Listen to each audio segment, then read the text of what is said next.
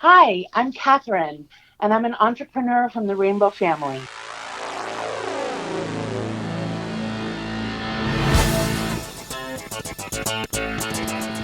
Hello, Out Bosses! Rhodes Perry here, and welcome to this week's episode of The Out Entrepreneur, a weekly podcast where I get to interview today's most inspiring LGBTQ bosses crushing it in business. On this week's episode, we are welcoming back friend of the show, Catharine Clarenbach, who is also from Portland, Oregon, and unfortunately, she's not in the studio with us today.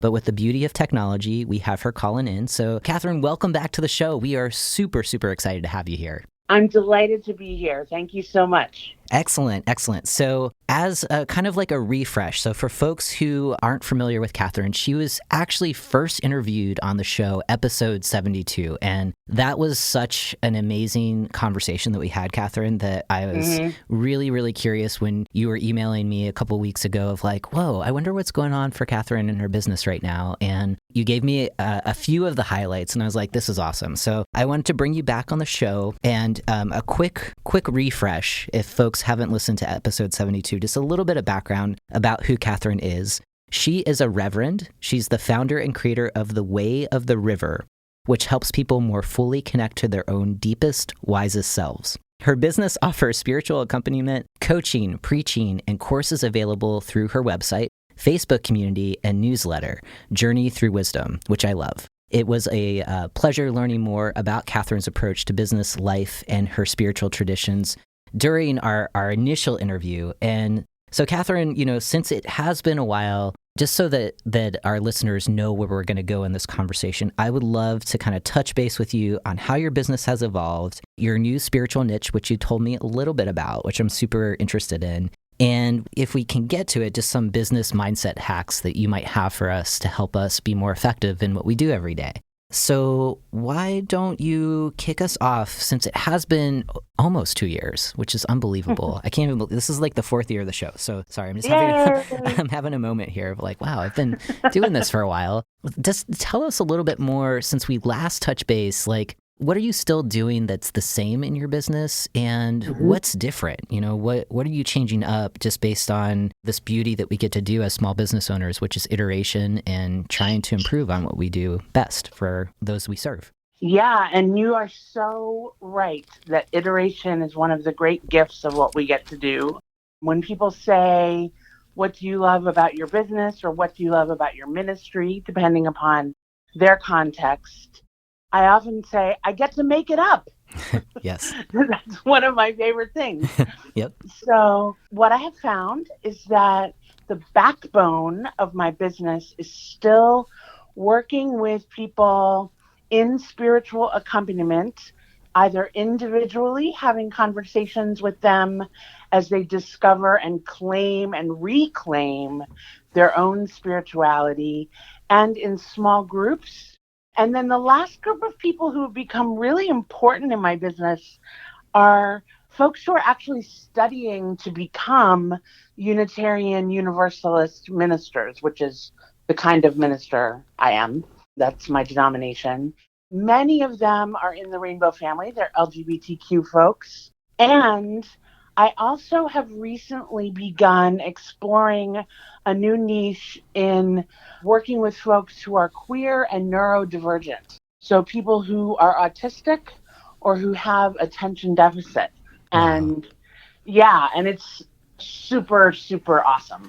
Wow. I mean, there's a lot in terms of kind of, the things that you're continuing to do and the spiritual accompaniment. We talked a bit about that on the last episode. So I encourage folks, if you're wondering, like, what is that about? In the show notes, I'll be linking up to that past episode. I'm really interested in the new pieces that you just mentioned. And the first piece is this concept. And I've seen this in a lot of spaces where, even in my own space with diversity, equity, and inclusion, really looking at other practitioners in that space and thinking about, like, can we design a master class, a master course, a teacher, or a training of trainers of some sort? And I'm wondering, like, how did you come across this idea of reaching out to other folks on the path to being ministers and saying, there's a need here and I can fill that need? And then what is the structure? How did you decide on how to support folks and kind of turn this into a new way of bringing revenue into your business? I'm so excited to answer this question because I didn't think it up. One of my clients thought it up. Whoa, this And is very yeah, cool. Yeah. yeah. One of my individual spiritual accompaniment clients was in this process of studying for credentialing and asked me to be her coach. Whoa. And I was like, I will totally be your coach. And it turns out that there's no one else in our context who's doing this work. Right now, it's just me. Wow. And I've also worked with folks who have done the same thing, going from credentialing into their own professional development as ministers and asking me to continue to travel with them along that path individually. Hmm. So that's been really exciting to discover that some of the best ideas that I have are not even mine. Yeah. And also just really being blown away by how much trust people will give us and how important holding that as a sacred trust really is. So that credentialing work is happening right now as a one-on-one ongoing sort of tutoring situation. Hmm.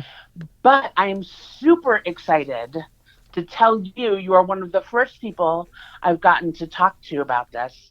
I'm developing 2 layers of self-study that are going to support that work for folks who don't want or need an ongoing in-person tutoring relationship. So I'm developing that like right now. Yeah. Well, I love that we're like some of the first people that get to know about that. Yeah. It's one of the privileges of hosting a show like this is like kind of seeing where you're going next. Mm-hmm. And, just a question on this piece, or kind of a comment that I have first, is that how lucky are we, fortunate, blessed, like whatever the word is that you want to say, Mm-hmm. in that, when we're quiet enough and we're actively listening to those that we're serving, oftentimes, the what is next is right there if we listen and respond appropriately to those that we're serving. And it sounds like that was an opportunity for you that was presented by one person who's gravitated towards what you're doing to say, wow, I'm getting a lot from you, Catherine, and I would really like this coaching opportunity, and would you be open to it? For you as an entrepreneur who's super busy, and part of our art is to usually say no before we say yes, because it has to be Right. a hell yes, right? And Yeah. you saw that was a hell yes, and Yeah. you kind of developed this kind of coaching piece. And now, this, with this announcement of what you're saying, that you're thinking about scaling it out to people that it's almost like, I definitely consider myself this type of person of like, study as much as I can first to see how much Mm-hmm. I can teach myself. And then when I get stuck, it's like, okay, I need the coach now. So Exactly. so how does that work then? Like in your mind, and I know you're iterating. I think that Mm-hmm. might be a theme of this episode, but like how are you thinking based on what you've shared with this one particular client, that kind of coaching journey? How are you then turning it into this kind of online study program, and what would be kind of the flow as you imagine like your client experience to be? Right. Well, since I started doing this work with credentialing, and I should say the overwhelming majority of people I've worked with are in the Rainbow family. They know about me as an out, especially a supporter of trans people. I have what you might consider an overrepresentation, unquote, of folks who are trans and gender non binary or gender non conforming in some way. And there's word of mouth in that community that has really helped me Hmm. a lot. And Yay! I'm Thank you for I'm doing really that. blessed. Yeah. Yeah, I'm really just blessed and delighted to have been given that gift. Hmm. So there's that. But to share about sort of how I'm thinking of these things, my first idea was like, well, what if people just want to know how to sequence all the parts of what goes into getting ready for this credentialing process? Like, in what order should they do things? Where do people have stumbling blocks? What are my principles and what are some of my tips and tricks that I offer people? So what I'm having to do, even for that version, which is going to be pretty small, But even for that version, is I am taking a process that takes 18 months to 2 years to go through and reverse engineering the entire process to figure out what needs to happen, how long it takes most people to do it, recognizing that everybody studies and writes and edits differently, and figuring out how to make that into bite-sized chunks for folks. Yeah. And so that's the first one is pretty simple, right? They get a couple videos, some PDFs, and the opportunity then to work with me one-on-one as a coach if they decide that's something that they wanted to do. The other version is much more detailed and works on an autoresponder platform. So you get a similar welcome in the beginning, similar PDFs with principles and those kinds of things. And then here's some work. Do it. Mm-hmm. When you're done with this work, say you're done, and it'll give you more work. Yeah. And they can ask for help from me at any place along the way. And they can still, if they want to do one-on-one coaching, they still have that option. Yeah. But that one's really for people who feel like they need some accountability, but maybe not as much one-on-one hand-holding and external processing as folks who like working with coaches and tutors. Yeah, I'm going through the Alt MBA program right now with Seth Godin, and it's intense. Just on that first model that you were talking about, where it's more you're working with, it really reminds me of that, as you said, the reverse engineering of a program that typically takes 18 months to 2 years, right? And, similar to getting a traditional MBA, very similar, right? Yeah. And this program itself is, it's intense. And it's basically, I think it's 5 weeks, and you're shipping like 13 different projects within it. I'm in the middle of it right now. And it's, I'm learning a ton. And what's so powerful with it is that you have several coaches. You have like a super coach. Seth Godin is somewhere circling the whole thing, right? And then what's really powerful is that you also have your peers who are going through the program with you, so there's all of these different models. And what's really cool about how you've identified this opportunity from one person that's serving you to say, hey, Catherine, have you thought about this? Is like, it's totally something new in your space. And yet there are so many different models of how to do the thing that you want to accomplish. It's just like different content, you know what I mean? So like those structures are there. Yeah. And it's just really, really powerful. And even on like that second option of people kind of learn as they go, it's more kind of passive learning, and it definitely is a niche for like certain people that learn in that way, like that too, like you said, it's automated, right? So there's so many different platforms that you could do something like that, whether it's Thinkific or Teachable or Kartra or whatever the thing is. And it's just like Rainmaker. Yeah, totally. Yeah. There's so many of them now. And I think for us, if we are some kind of knowledge worker running our own business, there's a lot of room to run, and you don't really have to recreate the wheel. It's just like, what's your unique value add? And you've successfully answered that. And I give you, a lot of props, kudos, whatever, and just kind of like doing the work on the front end, because you're really trusting, like you said, there's like a sacred trust. You're really trusting that one particular client who said, hey, this is a massive need and I'm not the only one. And you're exploring that and you're building it out. And I guess my next question for you, as you're entering this space, you mentioned the power of our communities, and in particular trans communities, right? And like the power of word of mouth, the loyalty that you get from the Rainbow family, primarily in kind of spiritual contexts.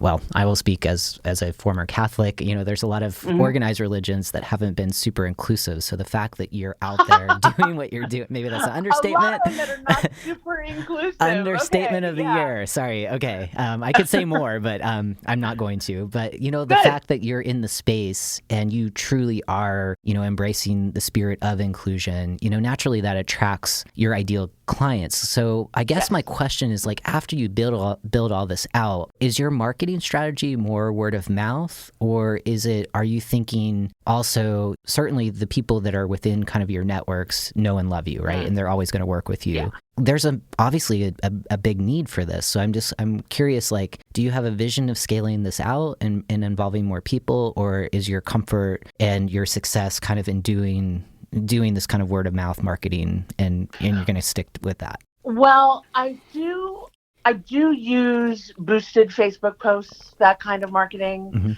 a fair bit for my classes, and because I'm still doing classes every now and again, and to get people over into my Facebook community, which is also the way of the river, and folks should know that, and to receive my newsletter.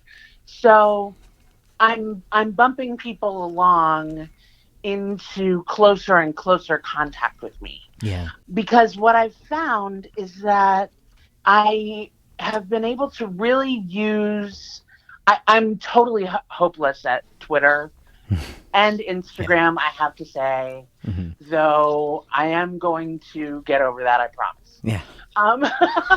Because Facebook is only going to go so far for so long.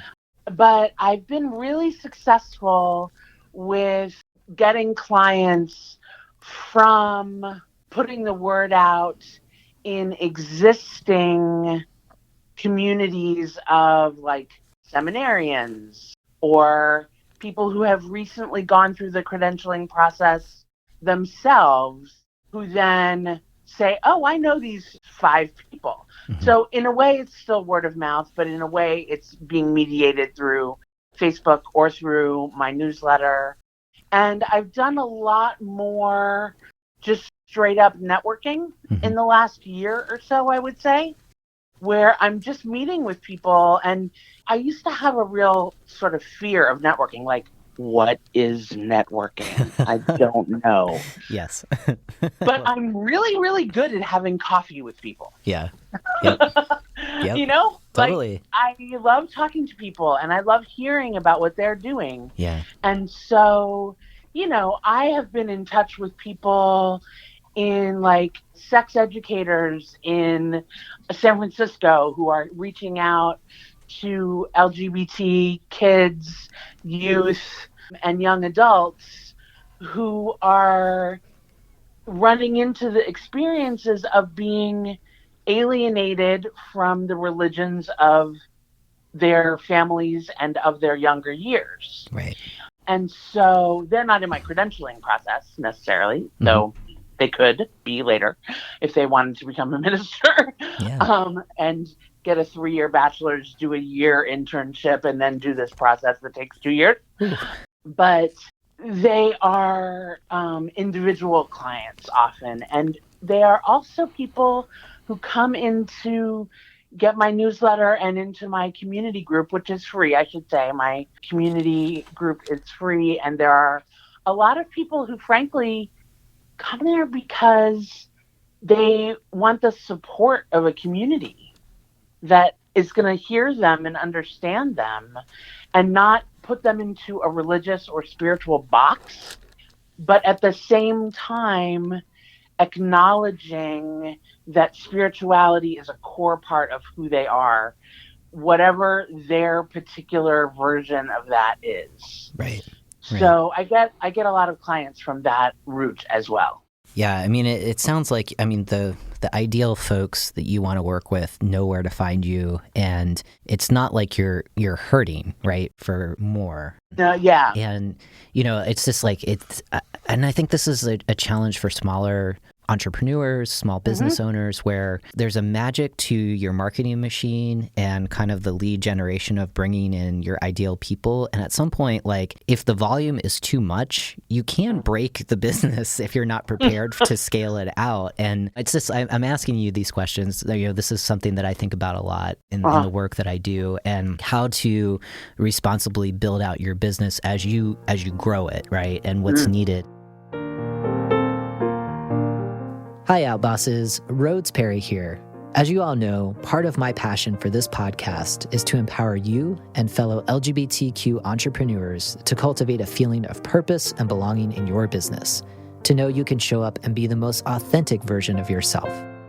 Purpose, belonging, and workplace culture are concepts I take seriously in my own consulting practice. I'm dedicated to growing the belonging movement to empower leaders just like you, from the largest organizations to the smallest, to build healthier workplaces. That's why I'm thrilled to share everyday practices you can take to build more inclusive workplaces in my best-selling book, Belonging at Work.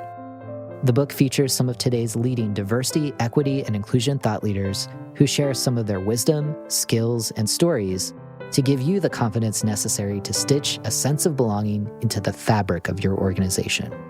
To get your own copy of the book, visit rhodesonamazon.com. There you can find a paperback, Kindle, Audible, and hard copy version of the book. Again, that's rhodesonamazon.com. Together, let's grow the belonging movement. Like you said in the beginning, sometimes you're making it up as you go. And I think like programs like this are really valuable because people who are in it and doing it like yourself, or people who've done it, kind of bringing them on the show as well of like, how did you build that thing? And what advice would you give folks as you're looking back? And I guess like, since you're in the middle of it right now, for folks that have thought about, I have this thing that I do one-on-one and I know I can help way more people. I'm just like not sure how to take advantage of the internet for like economies of scale, right? Like what would you, what advice would you give, knowing that you're still in it right now, but based on what you've learned, what could be helpful for folks? Well, one thing that's really helpful for me is that has been absolutely essential is to ask for help. Yes. Yep. And I have a business coach and I belong to an entrepreneurial learning community where we talk about how, what stage of business are you in? For the longest time, I was doing my front end, the back end, my email, everything myself, right? You're doing everything yourself. Yeah. So I think the most important thing that I have learned since we last talked 2 years ago is that if I do one or two really priority things that are consistent with my mission and move along my marketing every week, that means at the end of the year, I will have done probably between 48 and 52, we hope not 52 weeks, but 48 and 49 weeks of marketing, chipping away at it.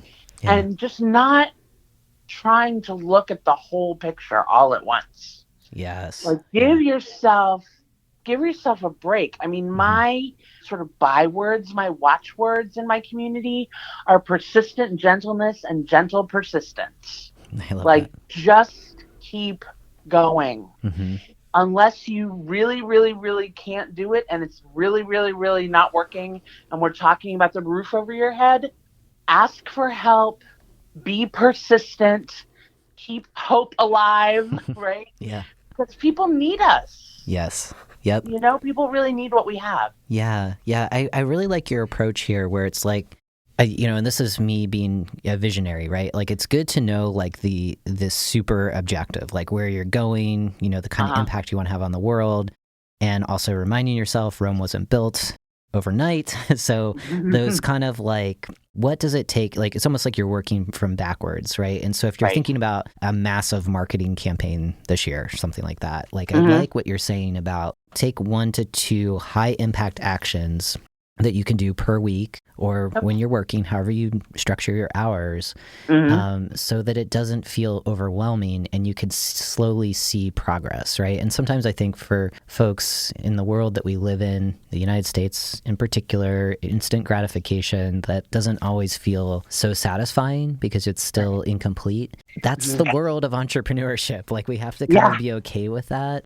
Yeah. as we go, and or, I mean, thinking about bringing on a team to help you, or, whatever it is, if you Oh, have those resources. blessed be the team. Yeah, yeah. Because, I mean, that's sort of what I was implying Hmm. earlier, that I used to do it all myself, and now I really don't. Yeah. Um, How did you change that, for folks that um, are like, how did you do that? And, this is an interesting rainbow family question because I knew that I needed help on the back end. My lovely wife, who is herself a coach and has a 9 to 5 job, except it's 7 to 2 because her work is on the East Coast and she's here. oh, yeah. She was doing all my back end work. Hmm. And I knew that I needed that to change, and my marriage needed that to change. Yeah, yeah. And so I was like, okay, I need a VA, right? I need a virtual assistant. Hmm. So I asked around and I thought, I probably want someone local. I probably don't want to spend more than this amount of money. And I just need a little help here and there, around the edges. Hmm. Got some referrals from some folks that I asked. It turns out in the same learning community that I'm in now, even though I wasn't engaged there in the same way 3 years ago. Right. I had 4 interviews set up. Did the first interview, recognized my fantastic team member, Katie Takaoka, as a queer femme in about 2 seconds. And she was smart, she was quick, and she said, I am not a VA. I will help you with your strategy and implementation of that strategy. And she was at the high end of what I felt like I could pay. I knew it was going to be a stretch. And we got off the call and I turned to my wife, Julie, and I said, do I really have to interview anybody else? And she said no. Hmm. And I have never looked back. And we have done amazing things together. I mean, I'm not going to talk about absolute numbers, but my revenue nearly doubled Nice. from a year of having a team. Yeah, yeah. You know? And that was one other person, right? Like another person who's got that kind of strategy implementation approach and who could. She was Yeah. one other person then, but now we've got a whole team of folks working with us. Whoa, that's Yeah. awesome. That's so Yeah. cool, right? And Yeah, like she's an awesome out boss. yeah, yeah.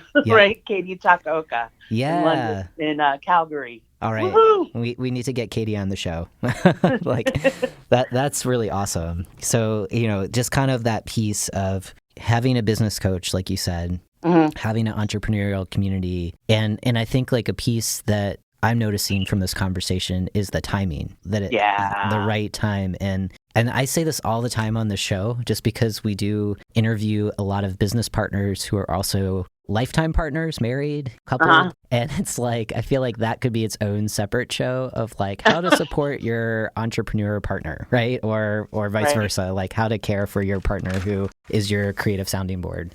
Right. And I think like, there's like what you noticed in your life where it's like, okay, there's imbalance and you want to get balance back. And I think that's super important. Right. And here's the thing, as entrepreneurs, we're always thinking about our businesses, right? Yep. We're always like doing those iterations in our head. Friends, get a hobby. Yes. Yeah. I know. Because- Yeah. Because our spouses don't need to hear about our businesses at every minute that we're not working at our desk. Yep. You Yep. know, I'm Yeah. serious. Get a hobby. Yeah. Yeah. For me, it's fountain pens. Yes. Yeah. We interviewed Dory Clark, I think it was like episode 40. It was a long time ago. She's pretty big in the kind of like marketing, thought leadership space. And, at some point, she was saying her life was very, very lopsided in that like it was all business all the time. The only books she read were business books. The only conferences she went to were business conferences. And I think like after 2015, she was like, something has to change. I'm boring. Yeah.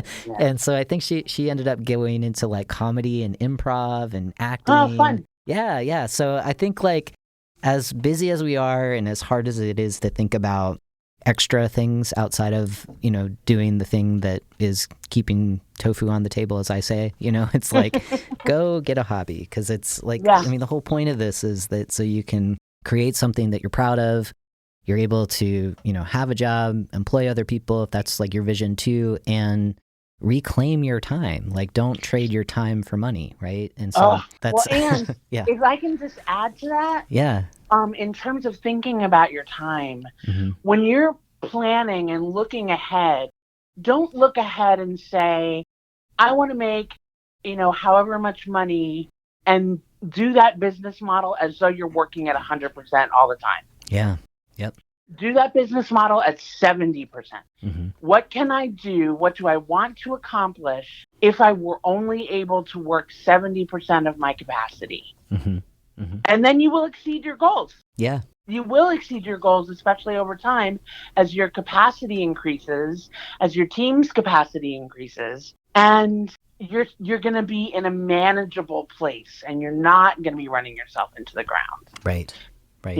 I mean, for my part, I have some chronic conditions that mean that I can't work like 50, 60 hours a week like some people do. I can't do that. Right. I work a 32-hour week, and I used to work 20 hours a week. Mm-hmm. Mm-hmm. Right? Yeah. But 32 is what it is. It's the sweet spot for me. I really love it there. Yeah. And that's the thing, right? I mean, some people go the Tim Ferriss route where they want the 4-hour work week and they make it happen. Right. And some people get bored with all that extra time, but they don't have to. It's not that they have to do it, right? And I think, like, I can speak for myself, and I know that there's a number of other folks who tune into the show where we've come from the employee mentality. And for me, like, having really demanding jobs where, the hours were ridiculous, and that's the kind of work-life, not really life balance that I'm most familiar with, but that doesn't mean that that's how you have to build your business. And yeah, when you're getting off the ground, it requires a lot of effort to get that momentum going. Yes. And, it's like we had another guest on the show, James Nallen, who said, live like no one else wants to for a couple of years so you can live like no one else can for the rest of your life, right? And so, that's great. And you define what that is, right? But it does require work in the beginning, but that doesn't mean that that's the way that it always needs to be. So I think and give yourself an understanding about what your trajectory is going to look like too. Like, I was really lucky, blessed, fortunate to have the backup of a spouse, right? Who has a really solid job with great benefits that even when we weren't yet legally married applied to both of us. So I had that backup, which meant that I could have a longer, flatter trajectory in my business than some other people can, and be realistic with yourself. Like, do I really need to amp it up in the beginning so that I can get off the ground and, get profitable and get where I need to be as quickly as I can? Or do I have, what was for me, the luxury and the benefit of being able to start a little slower and learn a little slower and allow myself to integrate, because that's a huge thing. Actually, in my learning community, my action step for this week was to sleep more. Yes. So that I could integrate some stuff, because my business just recently took a big jump. Like, in the first 6 days of January, I got 10 clients. And for me, that's totally unheard of. Like, and it felt like, wait, where did this come from? How did this land in my lap? Yeah. Well, how it landed in my lap was tip, doing 2 things every week. Yep. It feels like it's all of a sudden, but what did it take to get to that first date? Yeah. Right.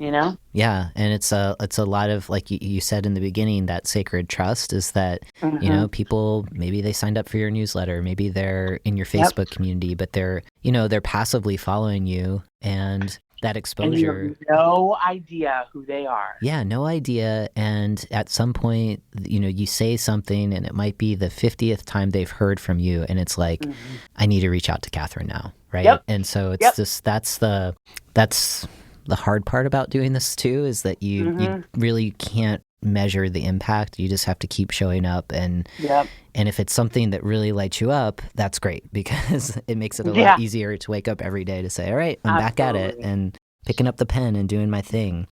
So, we've got a survey going on right now for our listeners, and if you are listening to the show right now, that means that you have some thoughts on what you like about it and maybe ideas on how to improve it. So if you can text OUTBOSS, all one word, to 33777, I think that's right. Yeah, that's right. Then let us know. I mean, you'll get the survey. It takes about 5 minutes. The really cool thing about it is that it's open for, as long as I'll keep it open, which I want to keep it open for a long time. But I'm going to start collecting and analyzing the results about 3 months from now when we launch our membership community. And Catherine, one of the questions that we have in it is, if there was a question that you would want me to ask a guest, what would that be? And so far, we've had a number of different responses, one of which is, what keeps you awake at night when it comes to your business? What achievement are you most proud of? What are some ways that we as business owners can build more inclusive organizations that connect across differences? That's a great one. So from your perspective, it's a choose your own adventure. So maybe that last one, since you really thought it was a great one, you get to choose. Yeah. Which one would you like to answer? Question. Okay. That one. My gosh. Okay. Say the last question again. Yes. Because I just remember loving it. Yes. So what are some ways we as business owners could build more inclusive organizations that connect across differences? Take emotional risks. Say more. Take the risk to talk to somebody you think you don't have anything in common with. And maybe the only thing you have in common with them is that they are an alum of your school that you went to. Or maybe you reach out and talk to somebody who is also an LGBTQ person, but has been challenging for you, right? Like somebody who you don't instinctively like. I mean, if we're going to reach across difference, we have to reach across difference. And I mean, I went to the seminary that I went to. I'm white, and I went to the seminary that I went to because it was racially and economically diverse in ways that seminaries in my denomination were not. Nice. That reaching across difference that's why I got into this whole religion gig to begin with. Yeah. Is that I wanted to bring, I'm also a Wiccan initiate and a Wiccan priestess, and I wanted to bring this really broad umbrella of spirituality that I embrace a lot of different kinds of spirituality, and I know a lot about a lot of different kinds of religions. And I knew that I could build inroads against homophobia and transphobia and misogyny and transmisogyny by being in a group of people who were different from me. And so I went to a Christian seminary, Methodist seminary, a seminary that was 30% Black and 15% Korean and Korean American. And most of the rest of us were white. And it was the best choice I ever made in terms of my education. Yeah. Because I had conversations with people who said to me, you are they really saw me as a role model. And then they would say, but you're a lesbian, which, by the way, is not exactly accurate, but I didn't think it was the time to correct them. Right. You're Totally get that. You're a lesbian, and you're really into the Bible. And how is that possible? How do you do that? And so I was talking to people for whom my existence in that seminary was a contradiction. And we could only resolve it by talking to each other. Yeah. And taking the risk to talk to each other. So that's not exactly a business answer, maybe. Oh, yeah. But yeah. It's a big part of my journey. Yeah, I actually think that it is a business response too. I mean, the taking big emotional risks. I really like how you frame that. I mean, it's the act of vulnerability, and with greater vulnerability comes sometimes greater rewards, not always. And I think like this piece of kind of reaching across difference is something that, like, recently, I'm talking about this alt MBA thing, but we had to do an empathy exercise, which I loved because I feel like in my work, like your work, it's a crucial ingredient. And, in our country in particular, I feel like at least some folks in power seem to have empathy deficits where it's like, what I had to do is I had to step in the shoes of someone who is opposed to building inclusive organizations. And I Mm-hmm. had to write from their perspective why they're opposed to it. And Mm-hmm. I shared with my learning group, I was like, this is hard, and I kind of named all the reasons why, and I thought of a particular person in my Mm-hmm. life who is a business owner who doesn't get what I do. And I was Mm-hmm. really able to channel them. And by doing the exercise, not that I'm anyways changed from like where I stand, I was able to kind of see their worldview, what they believe in a new light that brought some humanity. Because what we had to do in that letter is kind of write from their perspective and say why they are right. In Wow. thinking the way that they do. So, Oh my goodness. if anyone is kind of like, well, how did you do that? Whatever, just try it, maybe journal, and think of someone in your life that might be Well, opposed to and the, that's just it. You can practice, right? yeah, You can practice. And being vulnerable doesn't mean put yourself at physical risk. mm-hmm. Like, I think Right. that's really important to Yes. say, like, 100%. especially for a lot of folks in the disability community have really interrogated that idea of vulnerability. They're like, dude, I'm vulnerable all the time. Yeah. Yep. Right. Yes. Like, and Brene Brown, the big like proponent of vulnerability, has come back and adjusted some of her ideas as a result of some of those critiques. Yeah. But it is important, I think, to, we're out bosses. Mm-hmm.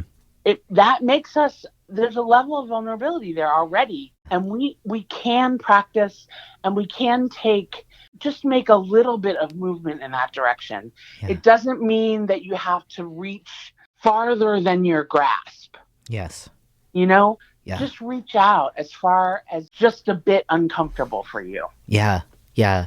I really like what you just shared about folks that are disabled people and just kind of the critique that they've had with Brene Brown's work in particular, right? Because I think Brene Brown's audience is largely, she's speaking to kind of dominant groups in workplaces, the academy, right? And so there's a reason behind kind of what she's saying. And at the same time, a lot of people are gravitated towards her work. And I think like kind of extending that to largely those folks listening to the show right now, where I love what you said, just by the virtue of being out, we're vulnerable too, and so what does that mean, and like how we meet other people who may have strong reactions to who we are in the world, right? And this piece on empathy is so powerful. And I do think that it and this, we've talked about this before in the kind of LGBT superpower webinar, right? Where it's like one of our superpowers, for a lot of us, not all of us, is this idea of empathy. And so how do we flex that? How do we use that and harness it and continue to use it as a superpower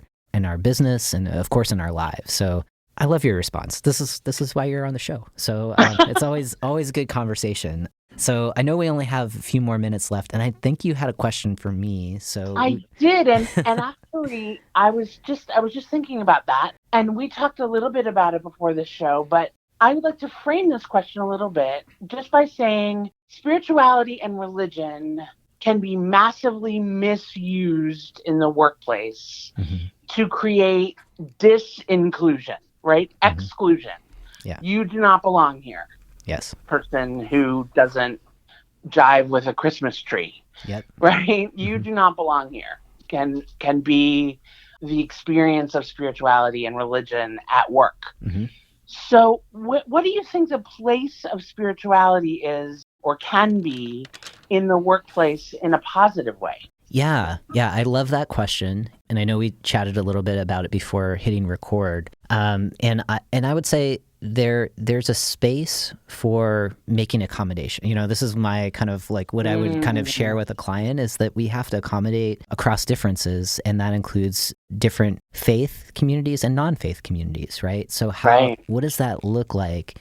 Recognizing that if you are of a faith community, that extends beyond Christianity, at least in the United States. So it's one kind of challenging the frame of what it means to be a member of a faith community, and then giving people options, right? So if you're building in space for people to have a room where, if at a certain day they need to pray or to, do a ritual or whatever is a part of their spiritual tradition, that they have the ability to do that if it requires doing so during working hours, right? And also making room for people that are of no faith traditions or spiritual traditions, that if days are given off or you have a floating holiday to practice a spiritual tradition, that could be extended to someone who, say, is of a non-faith tradition, but they want to volunteer, right? We've got MLK Day coming up. Like, that's a great example, right, of people using that as a day of service. So I think it's just about equity, right, and giving people what they need and making sure that there's a spirit of fairness, right? And I think if we can be our full selves at work, that also includes faith and non-faith traditions. And we have to get more creative around, like you said, thinking beyond a Christmas tree, at least in the United States. And I think that leading workplaces are doing that in really creative ways, and we can learn a lot from them. So that's kind of if I was consulting someone, you've heard a little bit of how that's I think. Great. But I love the question. I think that it allows us to really be seen for who we are. It allows us to kind of lower our waterline a little bit if we're not Christian, to be able to talk about our faith or non-faith traditions, and to know that there's not going to be any kind of retaliation by advocating for some kind of accommodation so that we can be ourselves. But it sounds like you've been thinking about this a lot too. So that's just me talking, and I'd rather than it being a vacuum, I'm curious, like, why the question? What was kind of your motivation behind it, and do you have different thoughts? Well, I think accommodation is absolutely essential. I mean, there are so many instances where we have kind of exclusion by omission, where Christianity is just the hegemony, right? Like, it's everywhere. It's the whole thing. People say, yeah, but it's just eggs and bunnies, right? It's not a religious thing I'm putting up. And then there's also the reverse, where there are workplaces where people are discouraged from wearing, for example, jewelry that in any way expresses their relationship to a faith community. And that can feel really exclusionary too. Yeah. But I think the biggest thing is just what you said, which is building spaces where it's, again, where it's safe to be out, right? Like, I remember the first time someone asked me, just essentially by the water cooler, what my religion was, and I was not yet a Unitarian Universalist, but I've been a practicing Wiccan since the mid-90s. Right. And I said, I'm a Wiccan priestess. And they didn't know what it was, but we were in the kind of work environment where they could say, wow, I've never heard of that. Let's talk about that later, right? Yeah.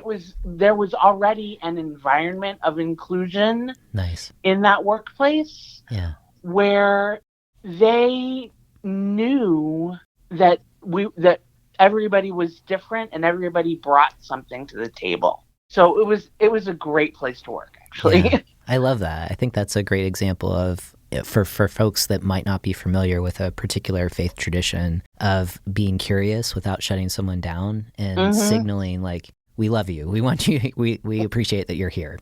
Maybe not the love, but we know and trust you, and we want to continue working with you.